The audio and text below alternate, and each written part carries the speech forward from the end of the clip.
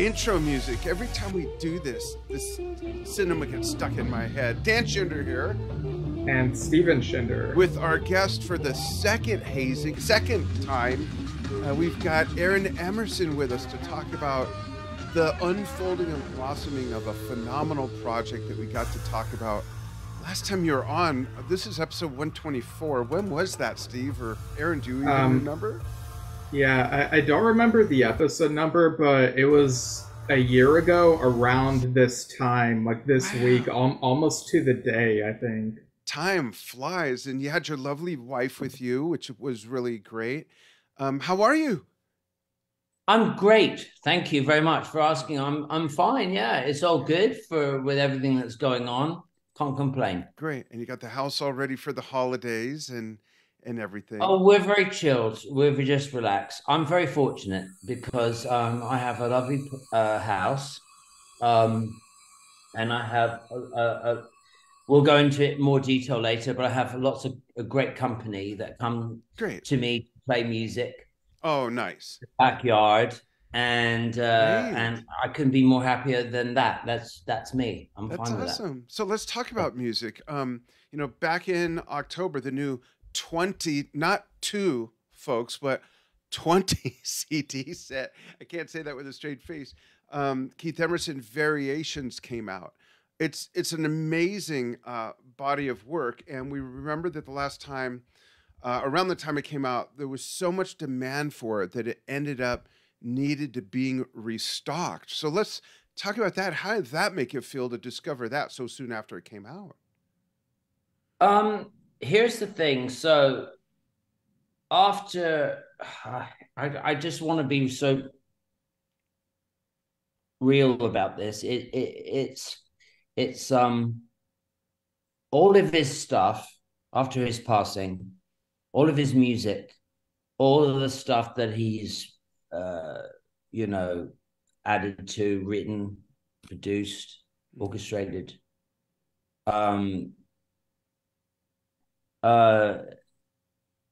You know, we could have left it hidden and no one would hear this. A lot of this stuff has been put out there, but some of it hasn't been put out there. And a lot of the stuff, if they appreciate my father's music, this is a wonderful thing to have because it has everything, you know. And I was like, you know, why don't we just put it all on cassette? And it was like, what are you talking about? You know, let's go vinyl. But it gets expensive, you know. I mean, you know, CDs and downloads and the way that everything is these days. Yeah, I would love everything to be on vinyl. Can you imagine what would that be, like 30? Because more time fits on a CD than vinyl. You'd have to have like 30 CDs. Yeah, maybe 40. Huge. 50. Yeah. It's one of those that was my first thing that I would love to have had. That just no CDs. Who listens to CDs these days? You know, downloads and everything. But collectors like to have a collection of everything, and this is what this is. This is the definitive of everything. If you love my father's music and if you love what he's done, this is everything that that it's there. And for me, it's putting it to bed. It's really not about the Christmas thing. And, you know, it's just people are asking, and we're just putting it all together and we're doing it in the right way and respectfully. Yeah. And I'm very happy with how this has come across. I think that thank you for all that, Aaron. I think that more than, I got goosebumps, more than putting it to bed, I think it's more that you're rebirthing it. And there's going to be newer, younger generations of musicians and music fans that might know some of the more popular things. And their parents, or in my case, their grandfathers, will get this and they'll go, wow, what is that? Like Carnival, what? You know, I mean, there's really such a interesting rabbit hole of discovery here. And it's great that folks did do that. And it's taking that into another formula. And if they can, you know, like other guys, you know, back in the day, Oscar Peterson, you know, Jack McDuff, Jimmy Smith, you know, you use those things and you bring them in to the new era and you can really do stuff with it. Yeah. Because I got to tell you, I fucking hate the music at the moment. What's going on? The contemporary I don't know stuff. what you guys have got going on over there. Yeah. I bet it's better than what's going on over here in England. I mean, it's just like boom, boom, boom. Oh yeah, you mean the new stuff? It's like they're turning it out like a factory bullshit. Yeah. You know, and I'm very lucky to be playing with some really, really good musicians. Loads of musicians, you know. Yeah. And I'll get into that later. But it's you know, when I hear all this sort of material, it's just closure for me. And that's great, because we need that. We will go, okay, so if you haven't heard this before, here it is. And if you want to hear it all in one package, here it is. Because it won't be happening again. It's done. Yeah. Well, I don't want it to be like you know, I hate that sort of cash cow and doing that whole sort of thing. You know, I've got to be honest with you. It's just I am respecting my father as best as I can, because it happened very quick, and I was left with okay. Yeah. What do I do now? What do I do now? And there are pieces here, and there's, honestly, it's scattered. It was a messy guy. I got to honestly, oh my God. I mean, there's like, I've got a trunk full of manuscript papers that we're going to have to go through, because there's so much unwritten stuff, and people need to hear it. If they don't want to hear it, they don't have to hear it. If they want to, great. I respected his playing. He was my idol. But I'm into a different type of playing than he played. I mean, obviously I couldn't play like him. I'm trying to play backwards, and I'm trying to get a piano to lift up in the air and fly around without backwards. banging the bridge of your nose. When you play in Shoreham, it's difficult.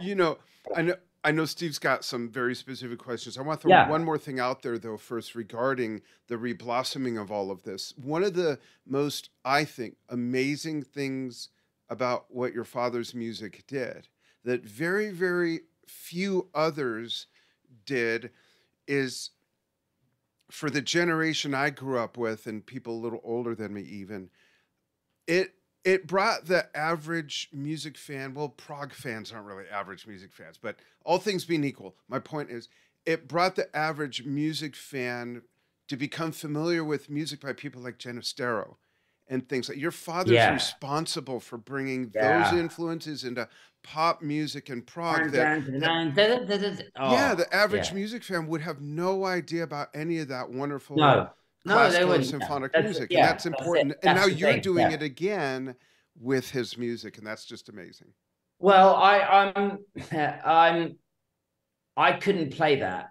I'll be fair. I was brought up around, you know, listening to classical music and jazz music, especially Oscar Peterson, and now all the things I'm interested in is that. You know, back when I was like 18, 19, 20, I mean, you know, Bryan Adams, Tina Turner, Level 42, you know, anything that was going on, The Cure, which honestly still I love, you know, and the Cult and all these great bands, and you know, and Dad didn't get that. It was like, where are the keys? How come the keyboard player is just playing that one note and that two notes? Oh, I don't get that. Yeah. But for me, I got, you know, the whole thing, because it's, you know, you know, playing, it's not always about playing all the time. It's just like, come on, sometimes take a break, listen to this guy, and all this stuff. Not saying he didn't do that, sorry. I'm saying he didn't do that. But, you know, for example, Lucky Man, you know, I mean, you know, he played at the end. of that track, and from the beginning, I mean, two great Greg Lake classics. Yeah. Yeah. Cool. Thank you, Steve. Yeah, this is a very expansive collection, you know, all 20 CDs. And was there anything that surprised you, whether it be a new discovery or a rediscovery, like looking through the whole catalog of your album? Sorry, say again. So, rediscovery of the catalog. Oh, well, hear me again.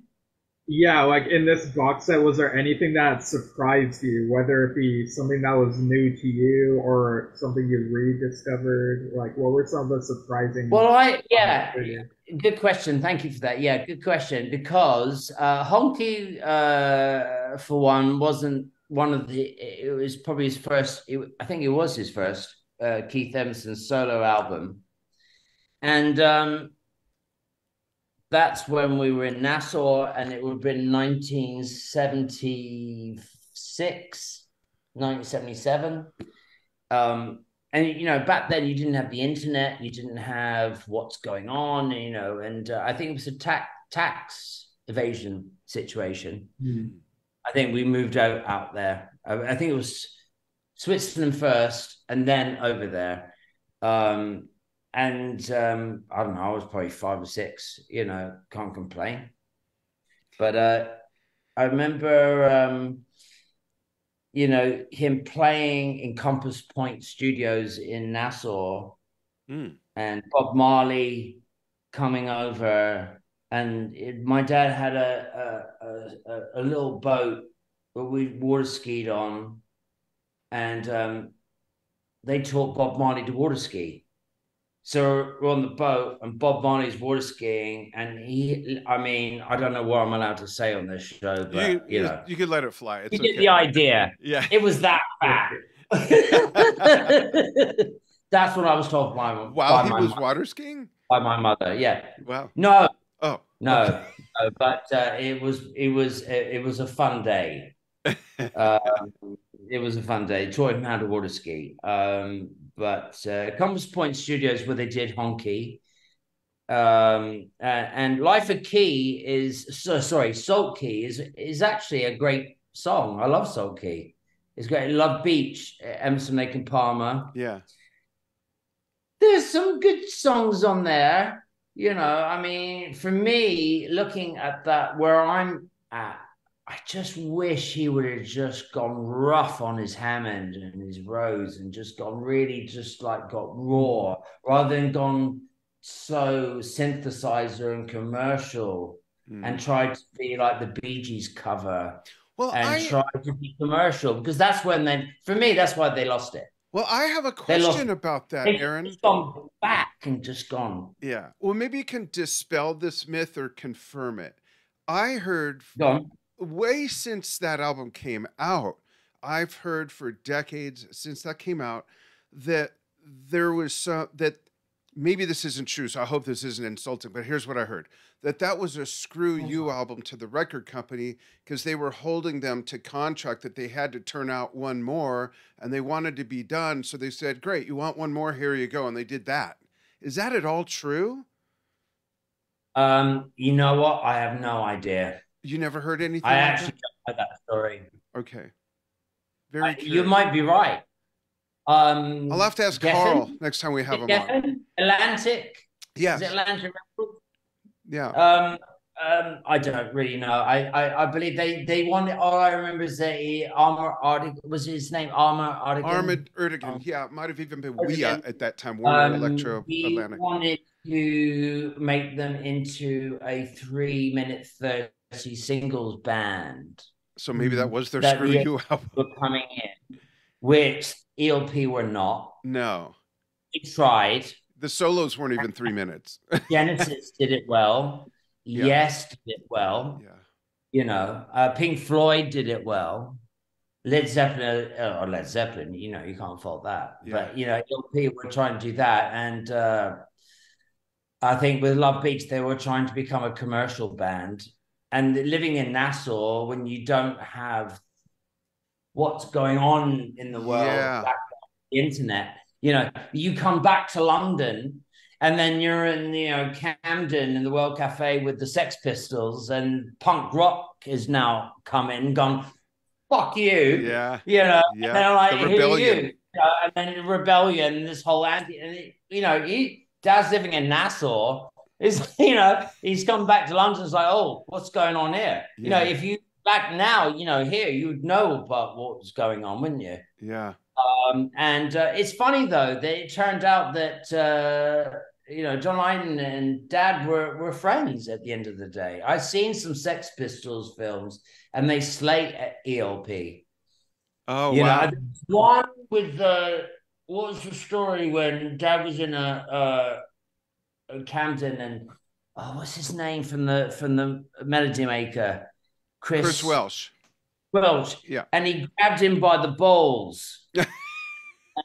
and then it all kicked off. And then they got bad reviews after that because he didn't play the game. Oh. And Sex Pistols was on the one side of the bar, and ELP were on the other side of the bar. They just got back, and there was a slating match. But the funny thing is, I've seen pictures with Dad and John, and it's so funny because bless him, he lives in Santa Monica, not far away from where my dad used to live. Yeah. And they hung out, and they got on really, really well. And all these sort of things you hear about, like, for example, Oasis and Blur and the Rolling Stones and the Beatles. It's marketing bullshit. Yeah, it's just like Wakeman and your father. There's always this mythical war between them, honestly, and they were friends. Thank you for bringing that up. Thank you for bringing that up, because I'll never forget that. I remember, because I was just young, and I didn't know. And I grew up thinking that my dad was like God. I saw this cape and this progressive rock thing and all these sort of things. And then I was like, who's Rick Wakeman? I don't know. Someone's trying to copy my father. Who's he? But I didn't get that from my dad. It was just something that just sort of like, you grow up with, when you're in the countryside and you have no media, some things happen in your head. No internet at the time. No, you just don't know. It turned out that couldn't be more than the opposite. And I never forget this. This is a true story. I was in Morton's in Sloane Square. I'll never forget this. And it was the first time I sat at a small little table upstairs with Rick Wakeman and my dad and me. And I sat there, and I would probably have been about 26, 27. And I just sat there thinking, wow, I'm really at the coolest fucking piano table ever right now. And I looked over, and it was... what's his name from Crosby, Stills and Nash? The one with the mustache, Crosby. Yeah, David Crosby. Yeah, it was that. He didn't come and say hello, but I just looked over and I saw him, but there was nothing like that. I looked over and just thinking, wow, this is really cool. And they just got on really well. They just had the thing is about Rick, he not only he's the most amazing keyboard player, but what a personality. He's the funniest guy you would ever meet. Yeah. He could sit in a courtroom and just tear the whole room apart. Yeah. And Dad had his own silly jokes and stuff like that. But the two that, I wish I was there when they were doing, they had some funny stories, but the rivalry, no, I didn't understand that bit. There wasn't any of that. Right. Yeah. And his also, was it Rick Wakeman's son, Adam? Yeah. Wow. Yeah, and Oliver, both of them are just... Both of them, I mean... really good, yeah, in their own right. And they're different, serious. Yeah, they're so good. One of the surprising things that we found in this immense catalog is really a gem, because I don't think any of these that I'm going to mention exist anywhere else together. And that is all the cinematic stuff that your father did, the motion picture scoring and soundtracks, and it's great that those are included so that everyone can hear all those together. Did he ever bring up any stories about how some of those situations came about? Did directors approach him? Did he approach it? Do you know any of the background on any of those, Aaron? The only thing I know is when he was doing Nighthawks, in New York. We popped into the studio and there was a big orchestra there, and I saw something going on, and that's all. And then we walked out. Mm-hmm. Okay. And then Inferno, when he did the Italian, this is it. Oh, so the other thing is with Nighthawks, with Sylvester Stallone, he had something going on there. I was told that people wanted to have him, when you're in Hollywood, when you're in there, you have something, you have to be in there all the time, don't you? You have to keep going. Yeah. But he left, and he went back to the countryside, and he lost that opportunity. He would have been really good carrying on doing orchestral music. Of course, you have to be in that vibe. But he did some very good stuff with Inferno, and I love the Inferno soundtrack. It's really good. It was one of the first horror films that I actually was like quite scared of, especially the bit where she's diving down into and she has to get the key. Do you know that bit? Have you seen Inferno? Yeah, but I don't remember that. She has to dive down the key and all these dead bodies come up. That was a big deal for me. Yeah. That was stuck with you for a while. Especially when the glass comes down and slices her throat. Yeah. Hangs there. I can go on. Nice. Yeah. Well, what's interesting is I think what generally happens is with films and TV shows, people go to see them and then they hear the music and they're like, oh, I want to find out more about this music. But in this instance, it's the other way around. Like for me, like I hear these soundtracks that your father worked on, and I'm like, oh, these are amazing. And I kind of want to check out the films and the things that they're a part of, So it's like a different way of going from one medium to checking out the other one. Yeah. Yeah. Thank you for that. That's well put. Yeah, cool. Yeah. And we'll talk about the Lucky Man video in just a bit. Before we do, bring everybody up to date with what you're doing. I saw a video just like 3 days ago of you jamming with a band. Looked like it might have been in a club playing some really cool up-tempo blues and whatnot. Is that your regular band? Is that one of the many things you do? What are you up to? Thank you for bringing that up, because basically the Jed Cutler band, if you haven't seen this guy play, you need to watch out for him. He's like the new Jeff Beck. Yeah. He's around for my area. He plays and plays and plays. He is he's a spirit. He's a great guy, a lovely guy, and he just plays. Not for the money, not for anything. He just plays for love, and he's done all his life, and he's just got this edge. And here's the thing. So his drummer friend, James Anthony, he just brings the vibe. I mean, this guy stands on his stool, smashes the drums. I mean, he's energy. Is a vibe. So I knew him from around the area. I just know from around, and they, just pop over. And I'm very, very fortunate to have a cabin in the back of my house to have bands play in. And is that where that video was made, Aaron? Is that where that video was made? No. Oh, okay. Which video? The one this was like 2 or 3 days ago. There's like purple and blue lighting behind you, I think. And I think it's that band that you're talking about. I think we were playing in a pub in Shoreham called that's what it looks Wellington. Like. Yeah, the view I saw was from like with my son. You're right. Yeah, your son did that. Yeah. Like, so basically, there's not much rehearsals with this band. He's like a Jeff Beck rhythms, blues, singing, firing, talented motherfucker. And his drummer, James, is just like boom, boom, boom. And the bass player, Oliver, he's just like boom, boom, boom, boom, boom. And then when we all get together, it just goes like, we have no rehearsal. We turn up at the gig. He says it's in the key of E or A, and then we hope for the best, and boom, Yeah, it I goes love off. that kind of thing too. It was great. It's rock and roll. Yeah, absolutely. Raw. It's Yeah, real. yeah, Just does that.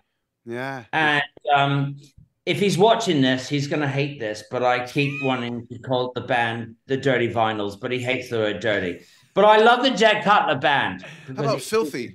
a How about band. But filthy or grimy? honestly, he's going to text me in a minute and he'll hate that. But we do like, Willie Nelson. What's the song? Roll Me Up and Smoke Me When I Die. Yeah. Know that one? The Allman Brothers, JJ Cole. Oh, We do all cool. that, we're just having fun, man. Yeah. It's just like And all fucking that fun. music is stuff you can totally just rip on and extend. Rip And it, yeah, people are lay dancing. back and have Yeah. fun. You know what I'm talking about? And then, but No I've been, beach, no Hawaiian shirts. you know what I mean? Just having fun. I've been very blessed with loads of bands, and also, my mother who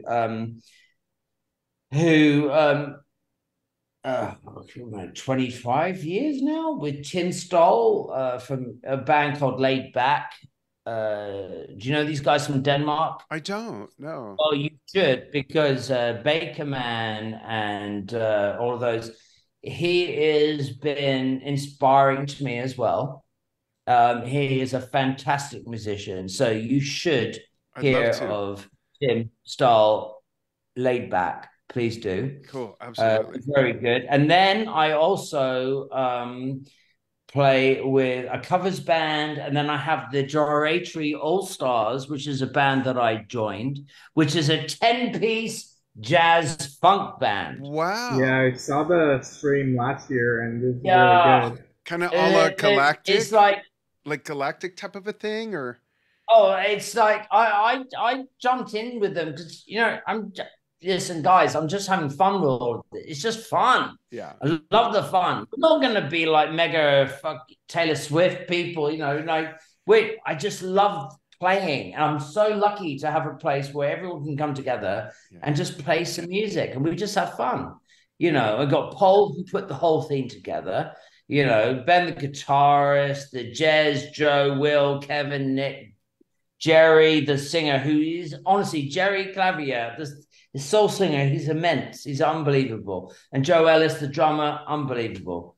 There's so many great musicians. I'm playing with so many bloody great musicians. So it's great. The great thing about this, if one thing folds, then I've got another band to fall onto. And then I sit there, and then I've got a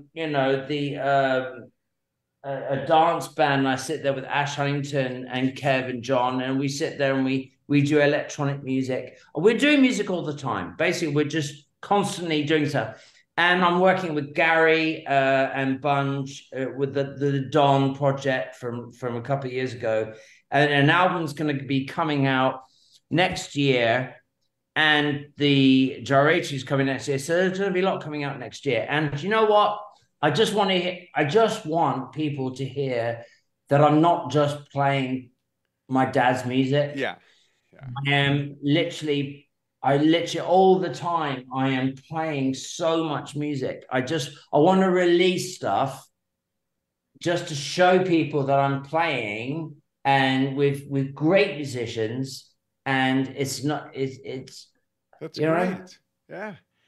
Before did I get it off my chest? I think I got it off my chest. Yeah, no, that's great. And it's an open forum for you. And before we do talk about Lucky Man, I know Steve has one other question we were going to ask too. So I'll let Steve ask it. Yeah. Regarding the box set, we noticed that the Christmas album was not in this set. So we were curious about whether there might be plans to release that separately as a holiday release in the future, or do you know anything about that? What? My father's Christmas album? Yes. Yeah. Being that it's not included. No, I don't know anything about that being done. No. Do you know why it wasn't included with all this other great stuff? I don't think it was involved. We had total control over all aspects of what's going to be on there, but how can I say this? Silent Night was really good. I don't know why the rest. I think the whole situation was no. Interesting. Okay. All right. Odd. If it, there, it's there, but yeah, it's not like it's not accessible. We just thought it was odd that it wasn't included. Yeah, no, okay, no. All right. All right. No worries. Well, it's not like there's not enough to listen to. Yeah, we already got like 20 great CDs. Yeah. And I have to say that Beyond the Stars is an album that I have no idea why it's not been shown enough. It's my favorite one. Oh, interesting. Have you heard Beyond the Stars? Yeah. Yeah. The orchestration? Yeah. I just thought it was really nice. I thought it was very Christmassy. Yeah. Absolutely. There are some in there. I mean, obviously, the Mark Vanilla band. I mean, Mark Vanilla. We're going to go into that with Lucky Man. Yeah. But he was a great companion, partner with Dad. But yeah. Yeah. So thank you for that. Let's talk about Lucky Man, Steve. That's just, you go ahead and talk about it. I'll read the lineup. There's some great musicians on this, and then before we're done, folks, Steve's going to pop the link to this amazing video into the comments, and you can also see in the post where you can buy this amazing set of music. So it's right there from Cherry Red Records. Yeah. So I think you actually told us when this Lucky Man project was in the works last time you were here, and it got released to promote this box set like back in October, I believe. So you got like, you and a bunch of other musicians whom some of our audience may be familiar with put this amazing video together, and people can see this on the Spirit of Unicorn Music YouTube channel. What was it like gathering all these people? So this is the weirdest thing. Thank you for asking for this question, because I'm glad to get this off. It was during COVID. Right. And I'm sitting at home, and I was talking to my friend Brett Copeland, who I used to play in a band called Lost Drag in LA when I used to live in LA, and I left in 2003, but we still keep in touch, and you need to check him out. He's a fantastic singer. He's got a great band, and we were talking over lockdown, and I saw friends of mine that were doing, like Nathan James, they were doing Imagine, John Lennon, and they were doing all these sort of things. And I was just thinking, well, doing nothing here. Let's just try and do something. I did it with Luca from the Baroque Project.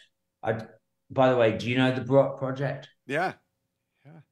Luca Medellini. Oh my God, man. Good friends. Holy, unbelievable. Great. Unbelievable. They're very good friends of ours. Very good. Anyway, so that was it. So it just started, and we started talking, and Brett mentioned about why don't we do a song, and we tried to, and I've never done anything like this before. Someone sends a file, someone sends it back, someone does it's all remote.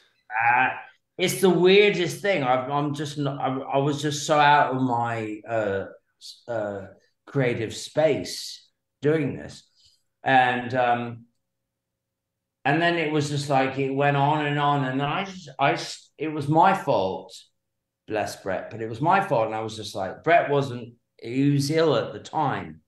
And I was just like, I need to get this going because it has to happen now.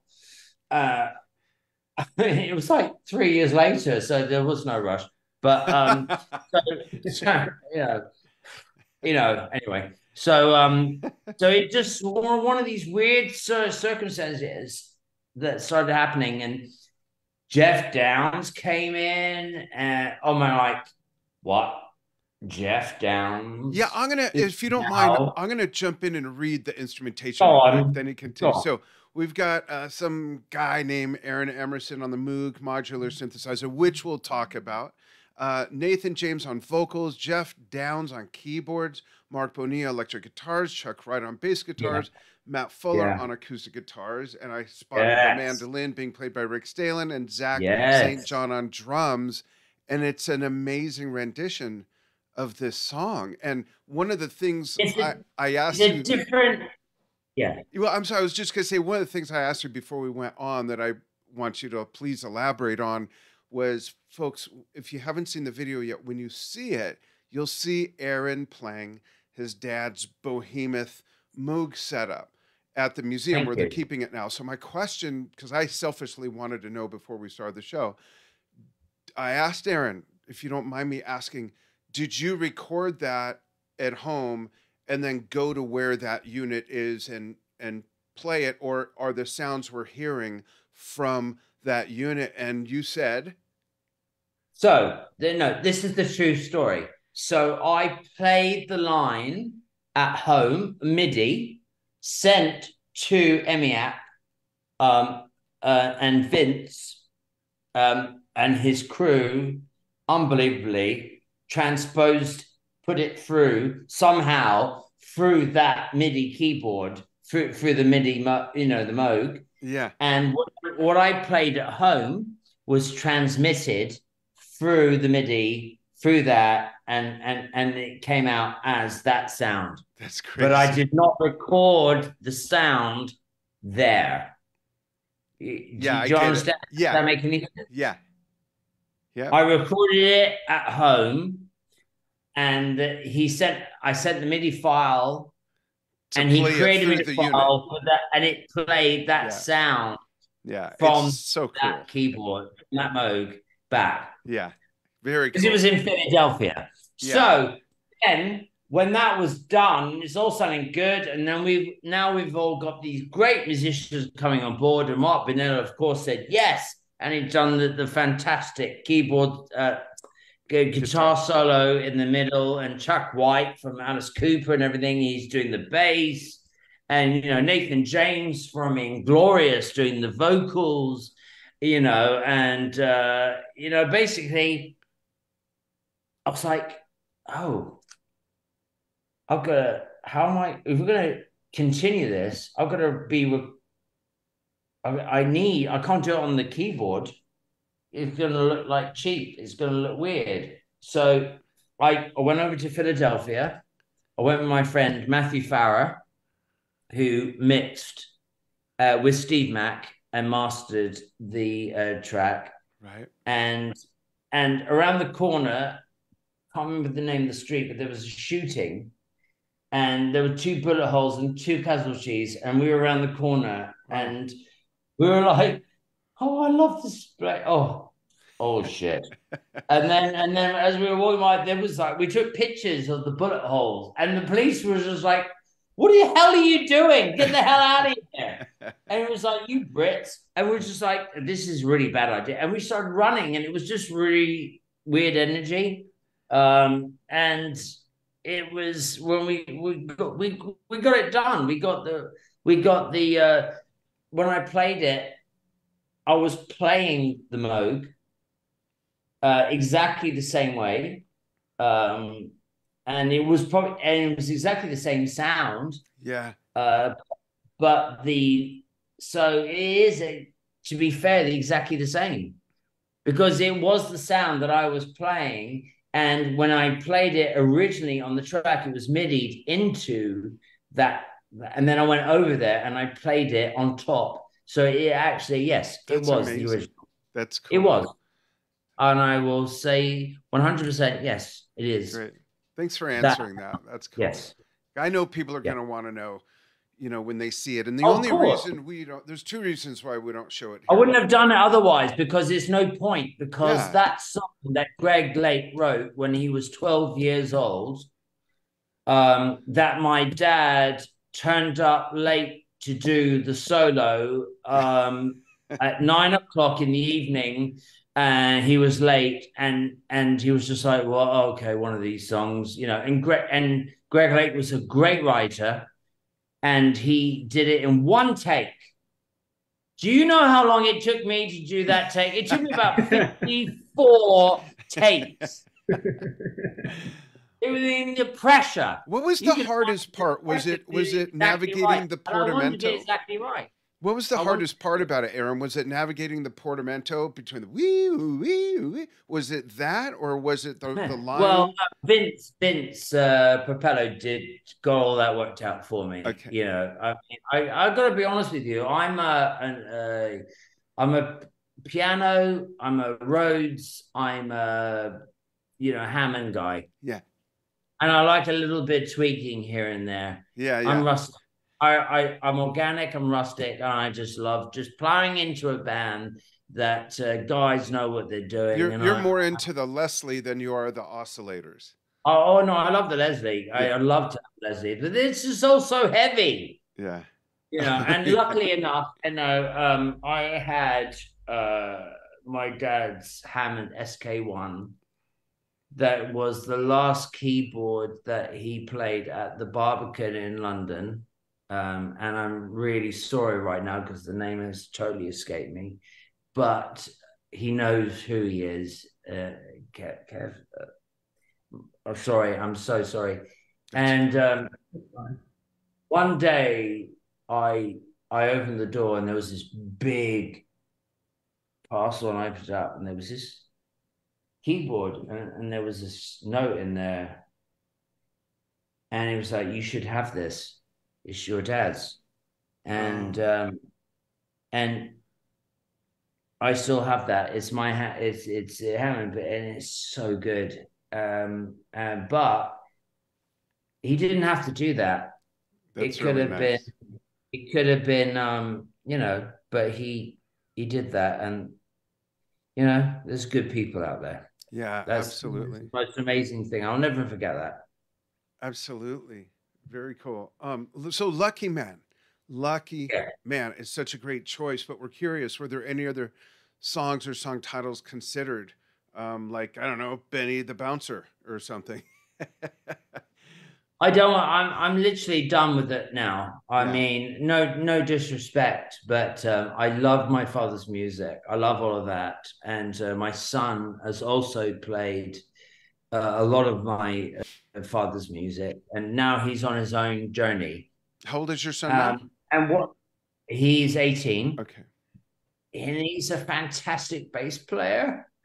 He's so good at bass playing. It's like unbelievable. Oh, wow. He loves the bass. So basically, I am not just saying this, but when he comes home from school, all he does is he sits in his room and he plays the bass. And then he goes 3 hours on the piano.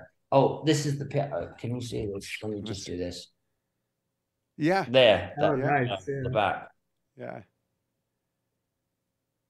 Yeah, that's really cool. Yeah, so he just sits nice upright all the time.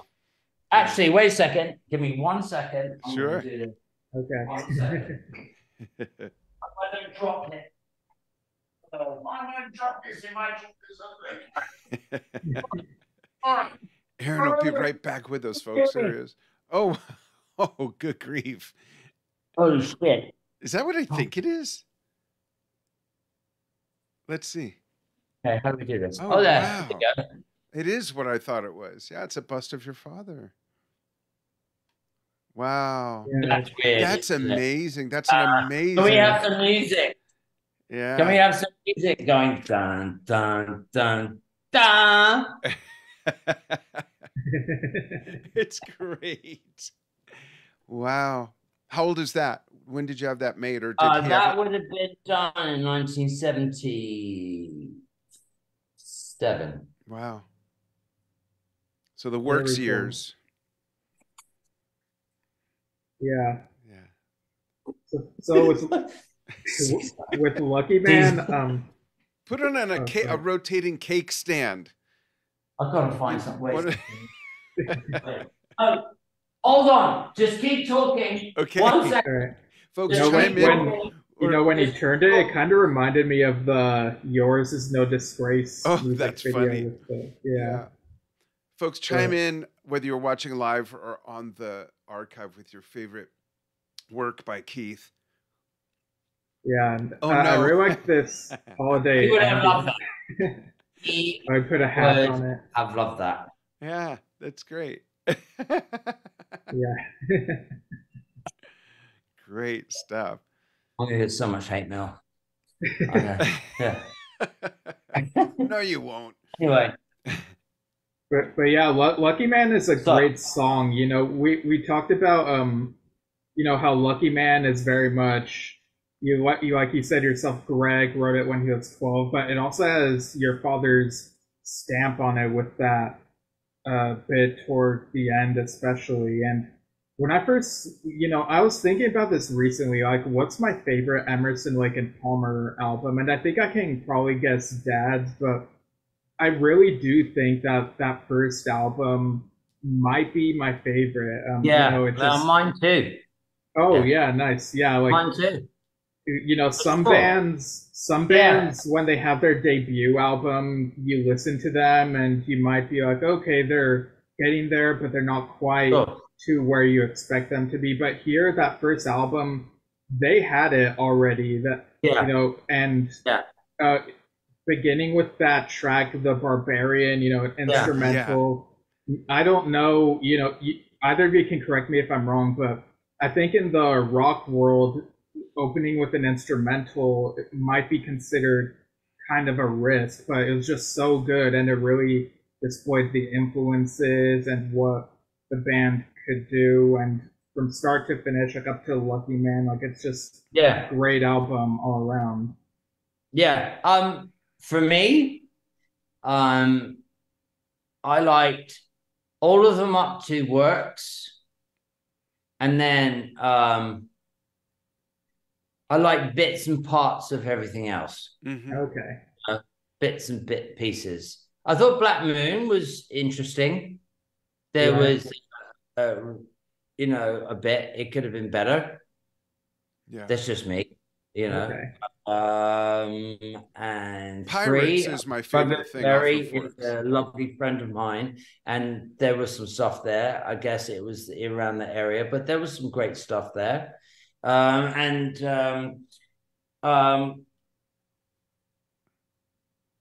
the hot seat, not so much. Oh yeah. The last one, not so much. Yeah. Sorry, but that was really crap.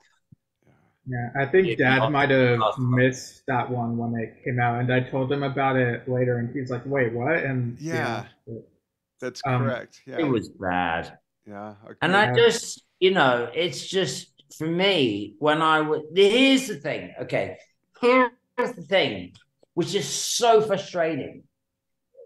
He would talk all the time about, and he only listened to jazz music and orchestration, and then he, you know, this last thing, he wanted to be a conductor, and he conducted an orchestra, and he wanted to be an orchestra and conduct and make music and stuff.